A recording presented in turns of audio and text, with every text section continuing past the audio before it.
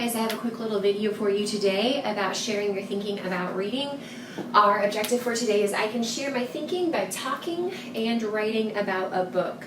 And this is something that we do in the classroom, in a normal classroom setting at school all the time, and we talk a lot about books. And so that's going to be something that's a little bit more challenging to do in this format, but you will be doing a lot of writing about a book. So let me just quickly go over talking about a book and what that should look like.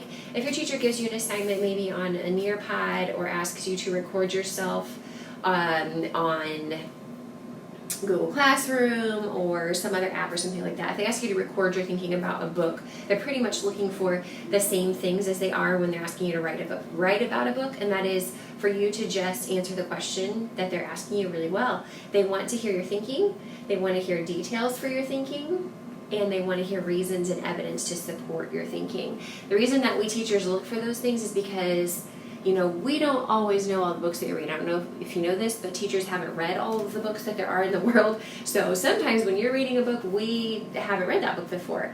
And how are we supposed to know that you're understanding it if we don't know what it's about? Well, that's why we ask you to share the thinking and share the reasons and the evidence to support your book and your thinking about your book. So when you're sharing your thinking by talking, you're just communicating with a partner, and you could do that with your parents, and I would really encourage you to do that with your parents or whoever you're staying with at home, is to be sharing your thinking with them and to be talking with them about what you are reading and have open communication with them. Parents, it's important, if you're listening to this video, for your child to make sure that they're communicating their ideas about their book in depth with detail and explaining the reasons why. Good afternoon, students and staff. Hey, happy Friday. We made it. So, like I was saying before I was interrupted by the announcements by my principal here, Eisenhower, Mr. Boyer. So we're sharing our thinking about our reading, and that's going to be through writing mostly this year. So one way to do that is to just tell what you're thinking. Make sure that you add some details from the book. Don't just say, I thought the book was really good. Okay, well, awesome. That's great you thought it was good, but what was good about it? You could say, I thought that the author did a good job of adding some information about the setting, and I felt like I could get a really clear picture of it because of the details that the author added. Okay, so that would be an example of adding details to your thinking. Now if you go and say, I thought the book was good, I really liked how the author added information about the setting, it helped me paint a picture, add reasons and evidence. When the author said that the smoke was rising... Kaylee Goheen, please come to the office. Kaylee Goheen, please come to the office. That the author did a great job when he said the smoke was rising from the street on a cloudy day in the foggy city of London. All of those details, and you're adding that evidence from the text with those details and sharing your thinking. That is what we're looking for. Check out the next part of this video for an example of two different students sharing their thinking about reading.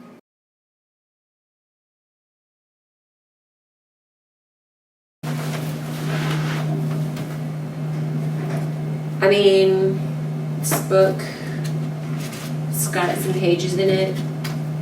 There's a story in here.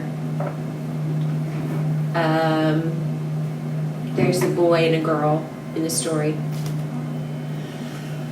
Somebody wrote the story, just like an author and stuff.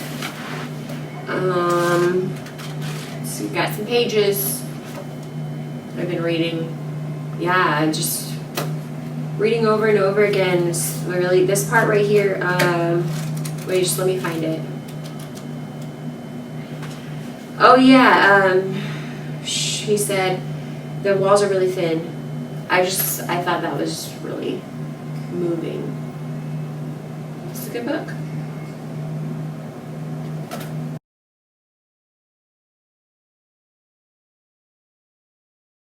I really like this part of the book because I felt like the beginning was just really important to the story. I saw that Jess was not being treated fairly by his family. He wasn't being treated fairly by his teachers. He didn't feel like he had anyone. And that reminds me of a kid in my class. They felt really lonely one time, and I was able to be a good friend to them, and I just hope that Jess finds someone that can be a good friend to him. I think that in this book it's going to be really important for us to figure out if Jess can have a good friend or not. And maybe that's who the person is on the front cover. I don't know, but these characters seem to be just really coming alive in the story, and I really like how the author put in all of the details about what he was seeing and what he was feeling, and even like how the ground felt underneath of his feet as he was running. And I love this. I love this part of the story so far.